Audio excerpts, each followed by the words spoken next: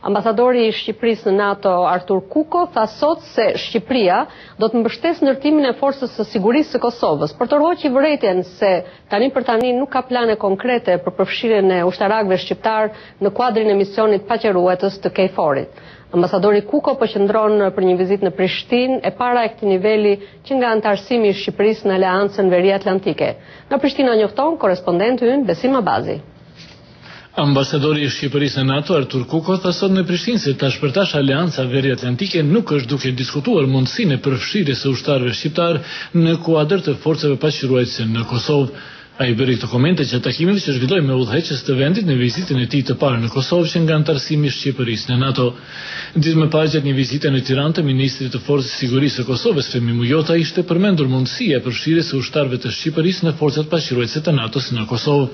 Ambasadori Kuko tha se Shqipëria do të vazhdojë të mbështesë fuqishëm Kosovën jo vetëm në pikpamje morale, por tash për tash nuk ka ndonjë plan konkret për përfshirjen e saj në misionin paqërues të KFOR-it. Këto janë subjekt diskutimesh të brendshme të aleancës në momentin që do të gjykohet e arsyeshme do të merret një vendim lidhur me këtë, por për momentin nuk është në diskutim. Ambasadori Kuko është zotuar ndërkaq se Shqipëria do të mbështesë fuqishëm procesin e ndërtimit të forcës së sigurisë së Kosovës dhe qëllimi i saj është që kjo të jetë një forcë e përgatitur profesionalisht.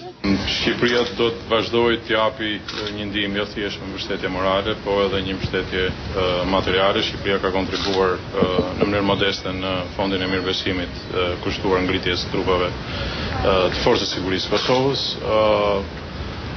Kam përshtypjen që së shpejti do të ketë në kuadrin e aleancës edhe këshilltarë shqiptarë që do të punojnë me forcën e sigurisë së Kosovës.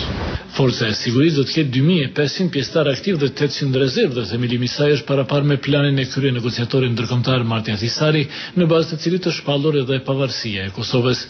Ngritja e kësaj force, që kundërshtohet tashmë nga Beogradi, do të bëhet në mbikëqyrjen e NATO-s. Antarësimi i Shqipërisë në këtë aleancë është mirëpritur në Prishtinë, udhëheqësit të cilës besojnë se kjo do të ndihmojë dhe afrimin e Kosovës me strukturat euroatlantike. Për Zërin Amerikës, Besim Abazi, Prishtinë.